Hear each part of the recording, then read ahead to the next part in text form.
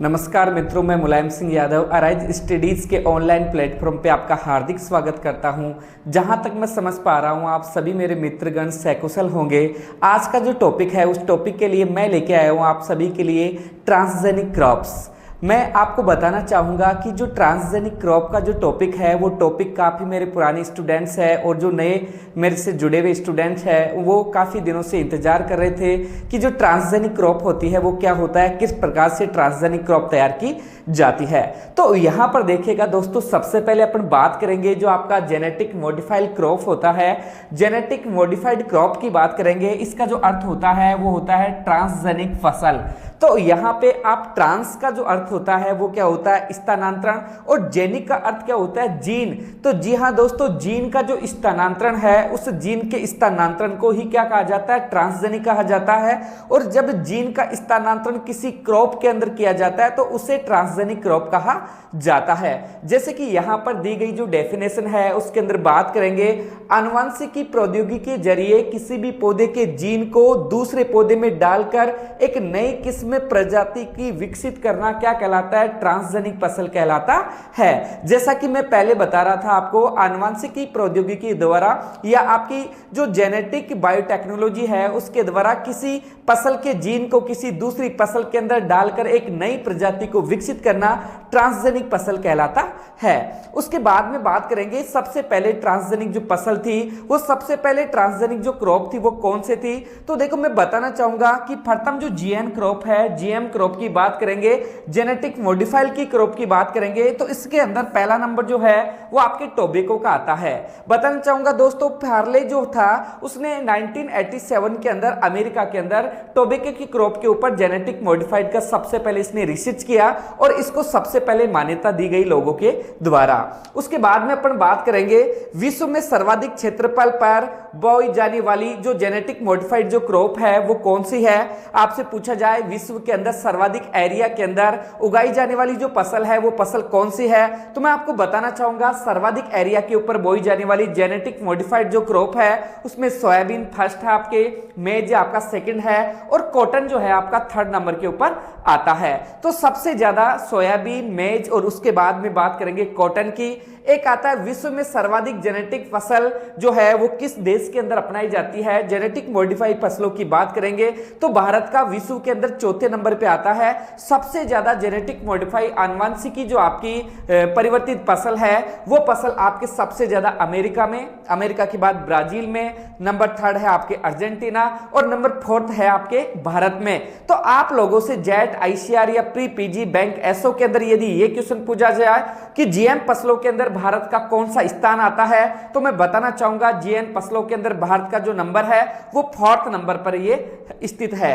एक आता है जेनेटिक इंजीनियरिंग, जैसे अपन बात करेंगे GEAC जो आता है, जेनेटिक इंजीनियरिंग एग्रीकल्चर अप्रूवल जो कमेटी है, सॉरी जेनेटिक इंजीनियरिंग अप्रूवल जो कमेटी है, इसकी जो स्थापना है वो कब की गई, तो इसकी स्थापना 1987 के अंदर इसकी स्थापना की गई और जीएम फसलों को यहां पर इसके द्वारा क्या किया जाता है, मंजूरी दी जाती है। तो आपसे क्वेश्चन पूछा जाए कि आपका GEAC जो है जेनेटिक इंजीनियरिंग अप्रूवल कमेटी की जो स्थापना है वो कब हुई, तो स्थापना 1987 के अंदर हुई आपके।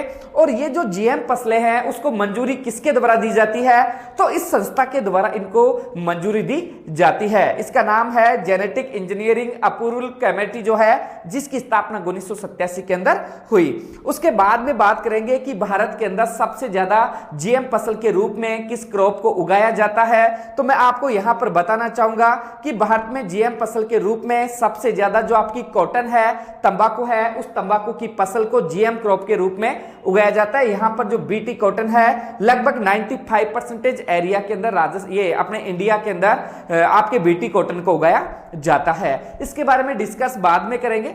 उसके बाद में देखो अपन बात करेंगे जो जीएम क्रॉप है, जीएम क्रॉप की जो प्रोसीजर है, किस प्रकार से जीएम जो क्रॉप है उसका निर्माण किया जाता है। तो यहां पर देखिएगा जीएम जेनेटिक मॉडिफाइड जो क्रॉप है बायोटेक्नोलॉजी के जरिए जीनोम में परिवर्तित करके इसको तैयार किया जाता है।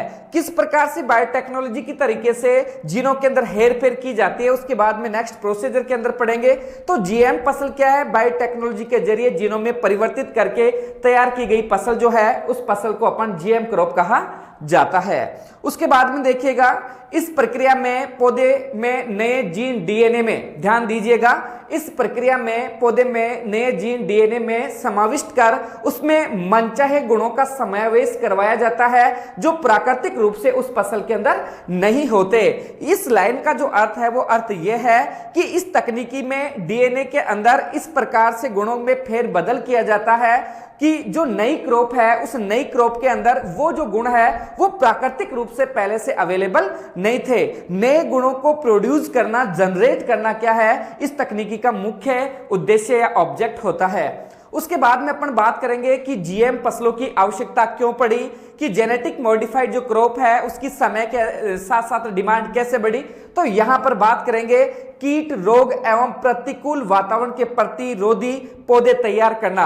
इसका जो पहला जो बेनिफिट है या पहला ऑब्जेक्ट है वो ये है कि ऐसी फसलें तैयार करना जो कीट और डिजीज रेजिडेंस हो, उसके अंदर किसी प्रकार के कीट व रोग का प्रभाव क्या हो, कम हो। क्योंकि वर्तमान के अंदर फसलों को हानिकारक जो कीट है उन कीटों के द्वारा बहुत ज्यादा नुकसान पहुंचाया जा रहा है जिससे किसान को आर्थिक रूप से बहुत ज्यादा हानि होती है। तो इसका पहला है, इसी कारण क्या है, जेनेटिक फसलों की आवश्यकता पड़ी। नंबर 2, फसल उत्पादन एवं पोषक क्षमता को बढ़ावा देना, कि ऐसी फसल प्राप्त करना, ऐसा प्रोडक्शन प्राप्त करना जो ज्यादा से ज्यादा प्रोडक्शन दे, उसके साथ ही उसके अंदर गुणवत्ता की भी मात्रा क्या हो, ज्यादा हो। जैसे कि आपका गोल्डन राइस आता है, गोल्डन राइस की बात करेंगे, सुनहरा चावल, विटामिन ए से भरपूर जो चावल की किस्म है वो किसके द्वारा प्राप्त की गई, आपके इसी जीएम फसल का एक वो एग्जाम्पल है और इसी प्रोसीजर के द्वारा वो प्राप्त किया गया है। तो इसके अंदर जो आपका सेकंड जो ऑब्जेक्ट है उसके अंदर आ गया फसल उत्पादन एवं पोषक तत्व क्षमता बढ़ाना, तो गोल्डन राइस इसका एक एग्जांपल है।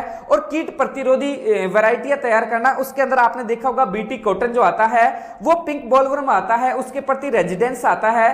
पिंक बॉलवर्म के ऊपर इसका क्या होता है, बहुत कम इफेक्ट होता है। उसके बाद में अपन बात करेंगे, एक आता है आपके भारत में एकमात्र जीएम फसल बीटी कपास को 2002 के अंदर मंजूरी दी गई। तो आपसे पूछा जाए कि भारत के अंदर मुख्यतः जीएम फसल के रूप में कौन सी फसल को उगाया जाता है, तो मैं बताना चाहूंगा कि भारत के अंदर 2002 के अंदर जो बीटी कॉटन है इसको मंजूरी दी गई है। बहुत सारी ऐसी सब्जियां हैं, ऐसे फ्रूट है जिनको बीटी जो आपका बेसिलस thuringiensis बैक्टीरिया है उसके द्वारा तैयार किया गया है, इसलिए उसको क्या किया गया है कि मार्केट के अंदर उतारने से पहले गवर्नमेंट ने इसको अप्रूवल नहीं दिया गया, इसलिए वो मार्केट में नहीं आई। जैसे आपने देखा होगा कि कुछ दिनों पहले जो बीटी बैंगन था उसको भी मार्केट में लॉन्च किया जाने वाला था, लेकिन मानवीय खतरों को देखते हुए, मानवीय हितों को देखते हुए उसको मार्केट में आने से पहले उसके ऊपर बैन लगाया गया है। तो यहां पर देखिएगा कि जो जीएम क्रॉप्स है, जीएम क्रॉप्स के जो एग्जाम्पल है, जेनेटिक मॉडिफाइड जो फसल है, ट्रांसजेनिक फसलें हैं, उसके अंदर पहला आता है आपका बीटी कॉटन। तो मैं बताना चाहूंगा इसके बारे में लंबी डिटेल अपन बाद में पढ़ेंगे, काफी बार आपके एग्जाम के अंदर क्वेश्चन आता है। तो यहां बीटी कॉटन जो है, बीटी कॉटन की विशेषताओं के बारे में अपन बात करेंगे। ये क्या है, कीट प्रतिरोधी एक वैरायटी है जिसमें क्या होता है कि जो आपका कॉटन होता है, कॉटन के अंदर जो बॉलवर्म होता है वो क्या करता है कि आपकी जो क्रॉप आता है उस क्रॉप के अंदर जो आपके जो फ्रूट आता है उस फ्रूट के अंदर क्या करता है, उसको डैमेज करता है और काफी जो लिंट वगैरह है उसको नष्ट करता है। इस कारण कपास का प्रोडक्शन बहुत कम होता है। तो बीटी के अंदर एक ऐसी प्रोटीन, ऐसा एक जीन डाला गया है जिसके कारण ये क्या है, उस बॉलवर्म के प्रति क्या होती है, प्रतिरोधी होती है, उस कीट का इसके ऊपर इफेक्ट नहीं होता। उसके बाद में बात करेंगे गोल्डन राइस, सेकंड जो है आपका गोल्डन राइस की बात करेंगे। गोल्डन राइस है एक सुनहरा चावल जिसमें विटामिन ए की भरपूर मात्रा पाई जाती है। इससे ज्यादा आपको कोई एग्जाम के अंदर क्वेश्चन नहीं पूछता। उसके बाद में फ्लेवर सेवर की बात करेंगे। फ्लेवर सेवर क्या है, देरी से परिपक्वता वाला टोमेटो है। तो एक टमाटर की एक ऐसी वैरायटी जिसे आपने देखा होगा, पहले क्या होता था कि जो टमाटर है, टमाटर का ट्रांसपोर्ट करते समय टमाटर के अंदर क्या होता था, उसका जो छिलका है, कवर है, वो कमजोर होता था और टमाटर डैमेज हो जाता था, इसलिए दूरस्थ क्षेत्रों में उसको भेज पाना बहुत मुश्किल था और उसकी स्टोरेज कैपेसिटी जो थी वो क्या थी, कम थी। फ्लेवर सेवर के अंदर क्या किया, इसकी देरी से परिपक्वता, इसका मतलब इसका जो बाह्य कवर होता है उसको हार्ड बनाया गया, मजबूत बनाया गया और फ्लेवर सेवर वैरायटी को दूरस्थ क्षेत्रों में भेजने के लिए, है ना, ये वैरायटी तैयार की है। एक आता है टोबैको है, टोबैको के अंदर भी क्या होता है आपके, ये कीट रेजिस्टेंस वैरायटी इसकी तैयार की है, कीटों का प्रभाव इसके ऊपर कम होता है। और आपका फिफ्थ है मस्टर्ड। मस्टर्ड की बात करेंगे, सरसों की ऐसी बहुत सारी वैरायटियां तैयार की गई है, जैसे आपकी पूसा जय किसान है, बायो 902 है। तो यहां पर बात करेंगे आपकी बायो 902 है, फर्स्ट बायोटेक्नोलॉजी के द्वारा तैयार की गई मस्टर्ड जो है वैरायटी है। और ये क्या होता है, हर्बिसाइड प्रतिरोधी वैरायटी है। ये क्या होता है कि इसके अंदर खरपतवारों का जो प्रकोप है वो क्या होता है, कम होता है। तो इस प्रकार से जो जीएम क्रॉप्स के जो मेजर एग्जांपल थे वो मैंने आपको बताए हैं। बीटी कॉटन है, गोल्डन राइस है, आपका फ्लेवर सेवर है, टोबैको है, इसके अलावा मस्टर्ड है। ये क्या है आपके जो आपके जीएम क्रॉप्स है इसके मुख्य उदाहरण है। उसके बाद में दोस्तों अपन देखेंगे कि जो बीटी कॉटन है, इस बीटी कॉटन के ऊपर रिसर्च करेंगे। तो यहां पर बीटी कॉटन के ऊपर रिसर्च करने से पहले अपने को इंपॉर्टेंट फैक्ट्स के ऊपर ध्यान देना होगा। मैं आपको बताना चाहूंगा कॉटन प्रॉब्लम्स। कॉटन प्रॉब्लम्स की बात करेंगे, जो अपना कॉटन है, कपास की जो मेजर समस्या है वो मेजर समस्या क्या है। तो यहां पर कॉटन प्रॉब्लम्स है। इस कॉटन प्रॉब्लम्स के अंदर मैं आपको दो सिचुएशन दिखा रहा हूं। यहां पे ये जो डायग्राम है इसको देखकर समझने का प्रयास करना। ये है आपका, ये जो नंबर फर्स्ट डायग्राम है ये फुल मैच्योर कॉटन बॉल। ये क्या है आपका, फुल मैच्योर कॉटन बॉल है, परिपक्व कॉटन बॉल है, जिसके अंदर आपको डायग्राम में दिख रहा होगा फुल मैच्योर और एक सुरक्षित कॉटन बॉलवर्म है, जिसमें कपास का एक रिच सोर्स आपको दिखाई दे रहा होगा।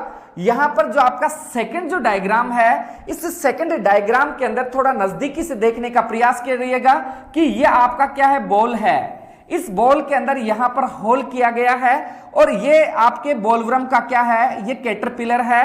जो आपकी जो बॉल है, कॉटन की बॉल के अंदर ये छेद किया है, इसने होल किया है और इसकी जो लिंट थी उस लिंट को क्या किया, इसने डैमेज किया है, नष्ट किया है। इसलिए यहां पर destroy cotton ball by bollworm. तो यहां पर जो डिस्ट्रॉय है, डिस्ट्रॉय का अर्थ क्या होता है, इस बॉलवर्म कीट के द्वारा यहां जो आपकी कॉटन है, कपास है, उसको डिस्ट्रॉय किया गया है, उसको नष्ट किया गया है, जिससे किसान को आर्थिक रूप से बहुत ज्यादा क्या होती है, हानि होती है। उसके बाद में मैं बताना चाहूंगा, तो दो सिचुएशन आपके सामने आई। ये फुली मैच्योर कॉटन जो बॉल है ये आपका destroy cotton ball by bollworm है। बॉलवर्म के द्वारा जो बॉल है, आपकी बॉल को क्या किया गया है, डिस्ट्रॉय किया गया कैटरपिलर के द्वारा। उसके बाद अपन बात करेंगे यहां पर कि जो आपका जो कॉटन है उस कॉटन में किस प्रकार के नुकसान होते हैं, उन्हें नुकसान की बात करेंगे। तो यहां पर देखिएगा कि किसान को कैसे नुकसान होता है। तो पहला है, कॉटन इज अटैक्टेड बाय बॉलवर्म्स। तो जो बॉलवर्म्स होता है वो क्या करता है, कॉटन के ऊपर अटैक करता है, उसको नुकसान पहुंचाता है। तो यहां पर नंबर फर्स्ट है, कॉटन के ऊपर क्या करता है, बॉलवर्म है, अटैक करता है, उसको नुकसान करता है। उसके बाद में सेकंड फेज के अंदर देखिएगा, the infective stage is caterpillar, कि आपकी जो बॉलवर्म है, इस कीट की जो इन्फेक्टिव जो आपकी स्टेज होती है, वो इन्फेक्टिव स्टेज कौन सी है, वो है आपके कैटरपिलर। तो यहां पर ये लाइन आपके लिए वेरी वेरी इंपॉर्टेंट है। आपसे पूछा जाए कि जो बॉलवर्म है, बॉलवर्म की सबसे हानिकारक जो अवस्था है, वो हानिकारक अवस्था कौन सी है, वो हानिकारक अवस्था है भैया आपकी कैटरपिलर, कि the infective stage is caterpillar. ठीक है। उसके बाद में बात करेंगे, its attacks and bores into top tender और delicate part of shoot, flower, buds and bolls. तो यहां पर बात करेंगे, ये जो कैटरपिलर है, ये कैटरपिलर क्या होता है कि जो प्लांट के डेलिकेट पार्ट होते हैं, सूट प्लांट होते हैं, जिसे कोमल भाग कह सकते हैं, फ्लोर है आपका, फ्रूट है, वहां पर क्या करता है, ये अटैक करता है, बॉल्स के ऊपर अटैक करता है और उनके अंदर क्या करता है, हॉल्स करता है। हॉल्स की बात करेंगे, वहां पर क्या करता है, बोर, छेद करता है और उस छेद के कारण इसके अंदर आने वाली जो लिंट है, उस लिंट को क्या करता है, डैमेज करता है। इस कारण आपका कॉटन का जो प्रोडक्शन होता है उसके अंदर भारी गिरावट आती है। उसके बाद में बात करेंगे, bollworm form holes and cases, premature opening पुरलेंट। तो यहां पर ये जो लाइन है कि जो बॉलवर्म है इसके अटैक के कारण क्या होता है, यहां पर होल्स होते हैं और होल्स होने के कारण क्या होता है, प्रीमेच्योर ओपनिंग, कि इनके स्वयं खुलने से पहले ये क्या होता है, प्रीमेच्योर कंडीशन के अंदर आता है और प्रीमेच्योर कंडीशन में खुलने के कारण क्या होता है, पुअर लिंट। तो यहां पर कमजोर रुई क्या होती है, किसान को प्राप्त होती है, इसलिए पर यहां पर भी क्या होता है, किसान को आर्थिक रूप से बहुत ज्यादा नुकसान होता है। उसके बाद में देखिए, protective spray of insecticide is quit expensive. तो यहां पर अपन बात करेंगे कि आपका जो बॉलवर्म है, इस बॉलवर्म को नष्ट करने के लिए आप इंसेक्टिसाइड किसी भी प्रकार के कीटनाशक का स्प्रे करोगे तो आपको आर्थिक रूप से क्या होता है, बहुत ज्यादा नुकसान होता है। इस कारण अपन क्या करते हैं कि बीटी क्रॉप्स के ऊपर अपने को ज्यादा वरीयता देनी है। तो बहुत इंपॉर्टेंट है, यहां पर देखिएगा कि जो आपका बॉलवर्म है इसकी हानिकारक जो स्टेज है वो क्या है, कैटरपिलर है आपका। उसके बाद में ये प्लांट्स के कौन से भाग पे अटैक करता है, तो यहां पर attacks and Bohr's into top tender और डेलिकेट पार्ट्स ऑफ सूट। पादप के जो तना जो है, कोमल तना है, इस कोमल तने के ऊपर फ्लावर्स, बर्ड्स एंड बॉल्स के ऊपर क्या करता है, ये सबसे ज्यादा अटैक करता है और वहां पर क्या करता है, होल्स करता है, जिसके कारण जो फ्लोर है वो आपका जो बॉल्स है, सॉरी बॉल्स क्या होता है, प्री मैच्योर ओपनिंग होता है, प्री मैच्योर पकने से पहले खुलता है, जिसके कारण पूर्ण आपका लिंट प्राप्त होता है, कमजोर श्रेणी का लिंट प्राप्त होता है, जिससे किसान को आर्थिक रूप से क्या होता है, बहुत ज्यादा नुकसान होता है। उसके बाद में प्रोटेक्टिव स्प्रे, जो इंसेक्टिसाइड का जो प्रोटेक्टिव जो आप सुरक्षा के लिए जो स्प्रे करते हो वो मार्केट के अंदर बहुत महंगा खर्चीला कार्य है, इसलिए बीटी जो क्रॉप्स है, बीटी क्रॉप्स को यदि आप यहां पर अप्लाई करते हो तो आर्थिक दृष्टि से आप लोगों को कम नुकसान होता है। उसके बाद देखिएगा,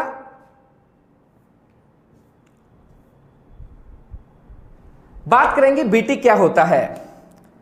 आपसे पूछा जाए कि बीटी क्या है तो देखिएगा बहुत इंपॉर्टेंट है। आज आप लोगों को आज ये समझ में आएगा कि बीटी जो आता है, बैसिलस thuringiensis जो बैक्टीरिया है, इस बैक्टीरिया के द्वारा किस प्रकार से कीटों को नष्ट किया जाता है, वो सारी की सारी प्रोसीजर आज के वीडियो के अंदर देखेंगे। और आज का वीडियो मैं चाहता हूं आप सभी दोस्तों से मेरा निवेदन है, इस वीडियो को ज्यादा से ज्यादा आपको शेयर करना है, ज्यादा से ज्यादा अपने दोस्तों को आप लिंक भेजकर उनको शेयर करवाना है, साथ ही बेल आइकन को दबाते हुए सब्सक्राइब करना है, क्योंकि ये जो पार्ट होता है ये मैंने काफी दिनों से मेहनत करके आप लोगों के लिए तैयार किया गया है, इसलिए प्रत्येक एग्रीकल्चर स्टूडेंट्स तक ये मैटर पहुंच सके, क्योंकि इसके बारे में क्या है, पूर्णतः जानकारी लोगों को कम है, इसलिए ये मैटर सभी स्टूडेंट्स के पास पहुंचना जरूरी है। तो देखिएगा जो बीटी है, जो व्हाट इज बीटी, बीटी जो है, बीटी की अपन बात करेंगे, इसकी प्रोसीजर है, बीटी क्या है, इसके पूरे शेड्यूल के बारे में अपन बात करेंगे। तो देखिएगा जो बैसिलस thuringiensis है, सबसे पहले मैं आपको बताना चाहूंगा जो बीटी है, बीटी एक प्रकार का बैक्टीरिया है जिसका शॉर्ट फॉर्म क्या है, बीटी। पूरे नाम की बात करेंगे बैसिलस thuringiensis। ये बैसिलस thuringiensis जो है ये क्या है, एक प्रकार का बैक्टीरियम है, ये बहुत इंपॉर्टेंट है। बैसिलस thuringiensis क्या है, एक प्रकार का बैक्टीरियम है। इस बैक्टीरियम के द्वारा प्रोड्यूस इंसेक्टिडियल प्रोटीन क्रिस्टल। इस बैक्टीरिया के द्वारा एक ऐसी इंसेक्टिडियल प्रोटीन उत्पन्न की जाती है जो क्या करती है, कीट प्रतिरोधी होती है, वो कीटों को नष्ट करने का कार्य करती है। तो ध्यान दीजिएगा कि आपका जो बैसिलस thuringiensis बैक्टीरियम है, इसके द्वारा प्रोड्यूस इंसेक्टिडियल प्रोटीन्स क्रिस्टल, कि इसके द्वारा एक ऐसी कीटनाशक प्रोटीन का निर्माण किया जाता है जो कि क्या करती है, आपके कीटों को नष्ट करती है। बात करेंगे कौन कौन से कीटों को नष्ट करती है, उनमें सम्मिलित है लेपिडोप्टेरियंस, जिसमें टोबैको बर्डवर्म है, आर्मी वर्म है, एक आता है कोलियोप्टेरियंस में बीटल्स आता है, एक आता है डिप्टेरियंस। तो डिप्टेरियंस में जो फ्लाई है, आपका मच्छर है, ये इसके अंदर क्या है, सम्मिलित है। एक बार पुनः देखिएगा, जो आपका बीटी है, बैसिलस thuringiensis बैक्टीरिया है, ये प्रोड्यूस करता है आपके इंसेक्टिडियल प्रोटीन क्रिस्टल। ये एक ऐसी प्रोटीन का निर्माण करता है जो कीट प्रतिरोधी होती है। बात करेंगे वो किल का अर्थ होता है कि वो कुछ आपके जो कुछ गण के कुछ ऑर्डर के जो इंसेक्ट होते हैं उनको नष्ट करने का कार्य करता है। लेपिडोप्टेरियंस के अंदर आपके टोबैको बर्ड वर्म आता है, आरवी वर्म है। कोलियोप्टेरियंस के अंदर आता है आपका बीटल्स आता है। डिप्टेरियंस के अंदर आता है आपका फ्लाई मक्खी है, मच्छर है, ये इसके अंदर सम्मिलित है। बात करेंगे कि इसकी किल प्रोसीजर क्या है। किल प्रोसीजर की बात करेंगे कि बीटी के द्वारा या इस प्रोटीन के द्वारा जो आपका इंसेक्ट है उस इंसेक्ट को किस प्रकार से किल किया जाता है, उसको किस प्रकार से नष्ट किया जाता है। तो यहां पर देखिए किल प्रोसीजर जो है, उस किल प्रोसीजर के अंदर अपन बात करेंगे वो है आपका इंसेक्टिडियल प्रोटीन क्रिस्टल, कि इसके अंदर जो प्रोटीन होती है वो नॉन एक्टिव फॉर्म में होती है। आपने देखा होगा कि आप ये कहोगे कि सर जो बीटी है उस बीटी के अंदर भी यदि कीट प्रतिरोधी प्रोटीन्स पाई जाती है तो बीटी स्वयं खुद नष्ट क्यों नहीं होता।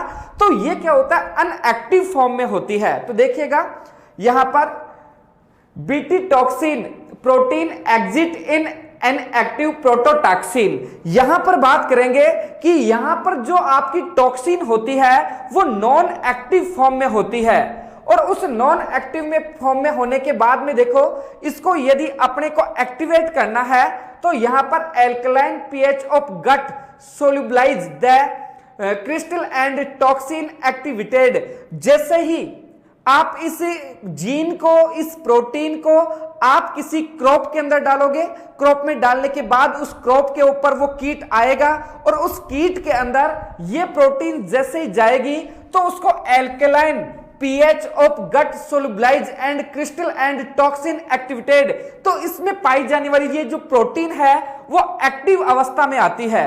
और एक्टिव अवस्था में देखिए activated create process in mid gut epithelial cells. इसका अर्थ क्या होता है कि वो प्रोटीन जो है वो उस बॉडी के अंदर, उस इंसेक्ट के बॉडी में जाने के बाद में यहां पर क्या करती है, उसकी जो इंसेक्ट की मिड गट आती है, एपिथेलियन सेल आती है, उसकी जो आहार नाल होती है उस आहार नाल के अंदर क्या करती है, swelling and lysis. Swelling and lysis का अर्थ यह होता है कि उसके आहार नाल के अंदर छेद होने के कारण उसमें होल्स होते हैं, बोर होते हैं, उसके कारण वहां पर स्वेलिंग, सूजन, और लाइसिस का अर्थ होता है टूटने की प्रोसीजर चालू होती है। इस कारण वो कीट है उसकी क्या होती है, यहां पर डेथ होती है। सभी दोस्त एक बार पुनः देखिएगा, बीटी की प्रोसीजर जो है उसको मैं पुनः समझाना चाहूंगा। बेसिलस thuringiensis एक प्रकार का बैक्टीरियम है। इस बैक्टीरिया के द्वारा प्रोड्यूस एक ऐसी प्रोटीन यहां पर प्रोड्यूस की जाती है जो कीट प्रतिरोधी होती है। वो जो आपकी प्रोटीन है जो कीट प्रतिरोधी है वो लेपिडोप्टेरा गण के आपके तंबाकू का जो बर्ड वर्म है, आपका आर्मी वर्म है, इसके अलावा कोलियोप्टेरा गण का जो है बीटल्स आता है, डिप्टेरा जो है डिप्टेरियंस है, सॉरी, उसकी फ्लाई है, मच्छर है, उन कीटों को नष्ट करने का ये कार्य करता है। बात करेंगे ये किस प्रकार से उसको किल करता है, उसको मारने की जो प्रोसीजर है, इन कीटों को किल की प्रोसीजर है वो देखिएगा। प्रोसीजर यहां पर इंसेक्टिडियल जो प्रोटीन है वो है, यहां पर देखिएगा BT toxin proteins exist in active protoxin, कि यहां पर जो बीटी के अंदर पाई जाने वाली जो प्रोटीन होती है वो क्या होती है, अनएक्टिव फॉर्म में होती है। अब यहां पर जैसे ही इस प्रोटीन को, इस जीन को आप किसी पसल के अंदर डालोगे और उस पसल से वो बैक्टीरिया किसी इंसेक्ट की बॉडी के अंदर जाएगी, तो इंसेक्ट की बॉडी के अंदर इसको alkaline pH of gut solubilise the crystal and toxin. तो यहां पर जो क्रिस्टल और टॉक्सिन है वो क्या होता है, एक्टिव फॉर्म में आता है। यहां पर एक्टिव फॉर्म में आएगा तो यहां एक्टिवेटेड जो आपका क्रिएट प्रोसीजर जो है इन मिड गट आपका एपिथेलियन सेल्स। तो मिड गट का अर्थ क्या होता है, यहां पर आहार नाल की जो एपिथेलियन सेल्स है उसके अंदर क्या होता है, छेद होता है, इससे वहां पर स्वेलिंग आती है, वहां पर क्या होता है, लाइसिस होता है, जिस कारण आपका जो है वो आपका जो इंसेक्ट है वो क्या होता है, मर जाता है। इस प्रकार से आप बीटी के द्वारा किसी भी इंसेक्ट को क्या करते हो, नष्ट कर सकते हो। उसके बाद में बात करेंगे process to make Bt crops, कि जो बीटी जो आपकी क्रॉप्स आता है वो बीटी का मैंने फंक्शन बताया कि बीटी किस प्रकार से इंसेक्ट को क्या करता है, कंट्रोल करता है। यहां बात करेंगे process to make Bt crops, किस प्रकार से बीटी क्रॉप्स तैयार की जाती है।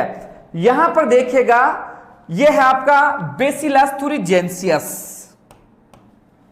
यह आपका बेसिलस thuringiensis है जो बीटी बैक्टीरिया है, बेसिलस thuringiensis है। ये देखो क्या करता है, बीटी टॉक्सिन जीन्स।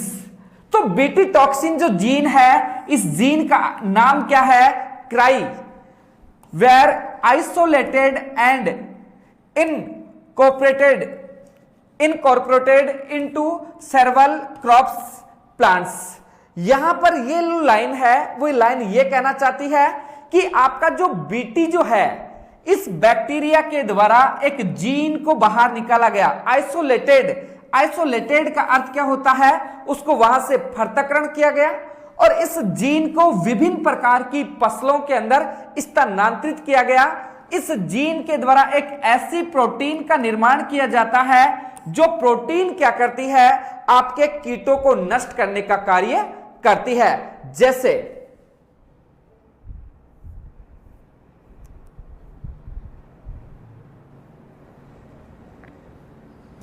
जैसे सभी स्टूडेंट देखिएगा क्राइजीन्स, तो आपका ये जो क्राइजीन्स है यहां पर देखिएगा क्राइजीन को दो भागों में हमने बांटा है। यहां पे एक है protein coated by cry first AC and cry second AB. देखिएगा सभी student, first AC and second जो एबी है, ये आपका जो जीन है वो कंट्रोल करता है आपका कपास का बॉलवर्म।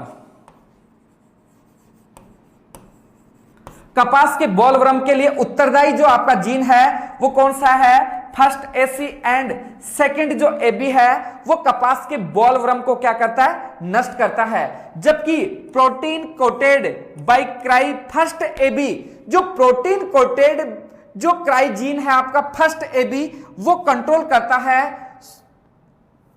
Corn borer.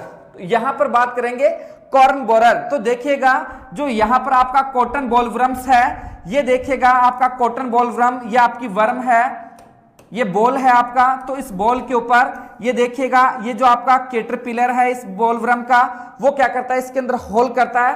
तो आपका जो जीन आपका, ये जो जीन है आपका बाई क्राई फर्स्ट एसी और क्राई जो आपका सेकंड एबी है वो कॉटन बॉलवर्म को नष्ट करने का कार्य करता है। उसके बाद में बात करेंगे जो आपका क्राई फर्स्ट एबी है वो जो मक्का है, मक्का का जो छेदक है उसको नष्ट करने का कार्य करता है। तो इस प्रकार से यहां पर जो आपने इस मेथड के द्वारा जो वैरायटी तैयार की है, ये देखिएगा insect resistance crop BT crops. तो ये क्या है, आपके कीट प्रतिरोधी वैरायटी है, जिसमें देखा होगा कि इसके ऊपर किसी प्रकार के कीट का अटैक नहीं हुआ, जिसके कारण ये मैच्योर पोजीशन के अंदर है। और ऐसी कंडीशन के अंदर यदि अपने को प्रोडक्शन प्राप्त होता है तो वहां पर अपने को उत्पादन क्या मिलता है, ज्यादा मिलता है।